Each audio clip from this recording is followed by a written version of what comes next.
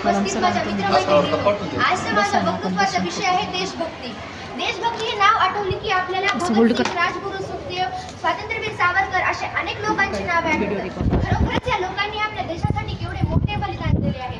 सहजासहजी आपल्याला काही स्वातंत्र्य मिळाले नाही, किती लोकांनी आपल्या देशासाठी बलिदान दिले आहे.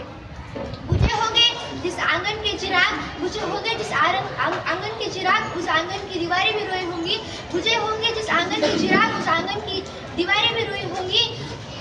खोए हैं जिन माओ के अपने लान, खोए हैं जिन माओ के अपने लान, न जाने वो माए कैसे सोई होंगी, न जाने वो माए कैसे सोई होंगी.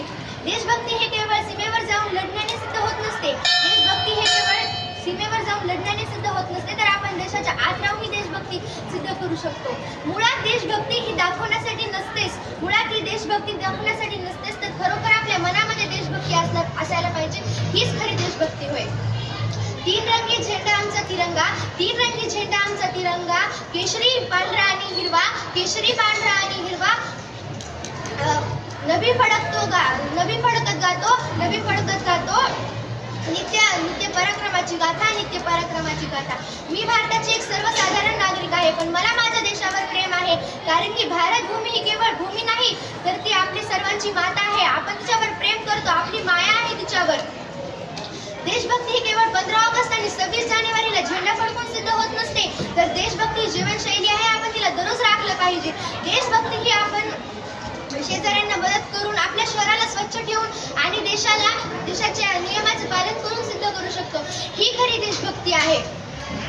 देशभक्ती म्हणजे केवळ जयघोष नव्हे, तर देशभक्ती म्हणजे आपल्या नागरिकांचा आदर, आपल्या प्रत्येक देशाच्या नागरिकाबद्दल आदर आणि प्रतिनिष्ठा असली पाहिजे. ही खरी देशभक्ती आहे. आज आपण पाहतो आपल्या देशामधील खूप काही तरुणी आहे की सरकारकडे नोकरीची भीक मागते. तर असं न करता आपण आपल्या स्वतःच्या पायावर उभे राहून दुसऱ्यांना रोजगार मिळवून दिला पाहिजे. ही सुद्धा एक प्रकारची देशभक्तीच आहे. आज आपण पाहतो आपल्या भारतातील कितीतरी उद्योगपती आपल्या भारतातील बेरोजगार कामगारांना रोजगार मिळवून दिला आहे. ही सुद्धा एक प्रकारची देशभक्तीच आहे. देशभक्तीचा सर्वात महत्त्वाचा मुद्दा म्हणजे आपल्या देशाने केलेले नियमाचे उल्लंघन करणे. हे म्हणजे काय? त्याच्यामध्ये येतं की आपण आपल्या देशाने